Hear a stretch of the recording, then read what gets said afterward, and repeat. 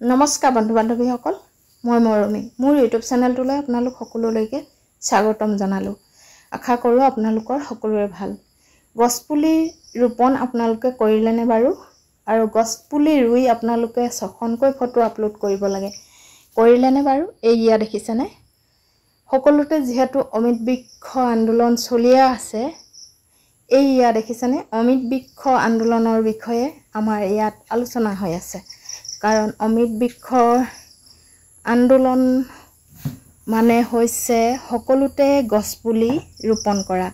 আৰু যোৱা বছৰ হৈছে যিহেতু এই বছৰো হৈছে, আৰু এই বছৰো অমৃত বৃক্ষ আন্দোলনৰ বিষয়ে গছপুলিসমূহ কেনেকৈ ৰুব আৰু কেনেকৈ ফটো আপলোড কৰিব আৰু কেইটাকৈ ৰুব সকলো আমাক ইয়াত সভাখনত বুজাই দিছে। আৰু গছপুলি ৰোৱাৰ পাছত ফটোকেইখন আপলোড কৰাৰ পাছত কি হ'ব, কিমানকৈ পইচা কেতিয়া পাব, সকলোবোৰ কথা আচলতে ইয়াতে আলোচনা হ'ল।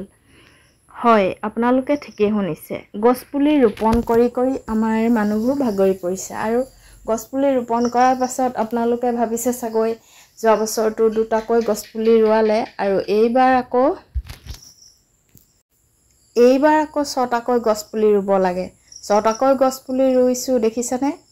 এইফালে ৰুলোঁ এটা, এইফালে ৰুলোঁ এটা, মানে গোটেইখন গছপুলিয়ে গছপুলি।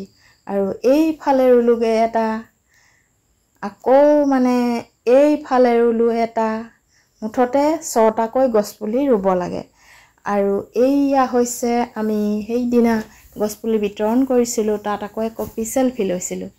আৰু এইয়া লগতে মোৰ সহকৰ্মীসকল, আৰু এইফালে হৈছে আমি গছপুলি আপলোড কৰা ফটোকেইখনমান তুলি থৈছিলোঁ যিহেতু সেয়াও দেখুৱালোঁ।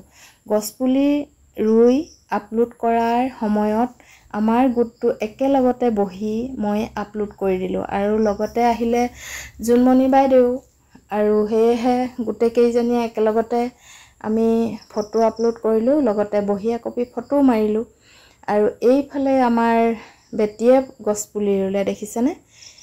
এইয়া তাইও ৰুলে 6টা, আৰু মাজে মাজে মই 6টা গছপুলি ৰুওঁতে আচলতে যথেষ্ট সময় লৈছে। আৰু এই গছপুলিসমূহ ডাঙৰ হয়নে নহয় নাজানো। যোৱা বছৰ গছপুলি ৰুৱাই পইচা দিম বুলি কোৱাত বহু পৰিয়ালৰ মাজত তৰ্ক বিতৰ্ক হৈ আছে। কাৰণ গছপুলি এইবাৰ ৰুব নালাগে কৈছে কিছুমানে লাগে কৈছে। আৰু যোৱাবাৰ 10,000 যিহেতু নিদিলেই, এইবাৰনো কিয় ৰুব লাগে, সেয়েহে কিছুমানৰ মাজত তৰ্কাতৰ্কি হৈছে। আৰু এতিয়া গছপুলিসমূহ সকলোৱে ৰুই কৰি ফটো বাৰু আমাৰ গোটটো আপলোড দিলে, কিন্তু ভাল লাগিলে ভিডিঅ'টো লাইক কমেণ্ট শ্বেয়াৰ কৰিব বুলি আশা ৰাখিলোঁ।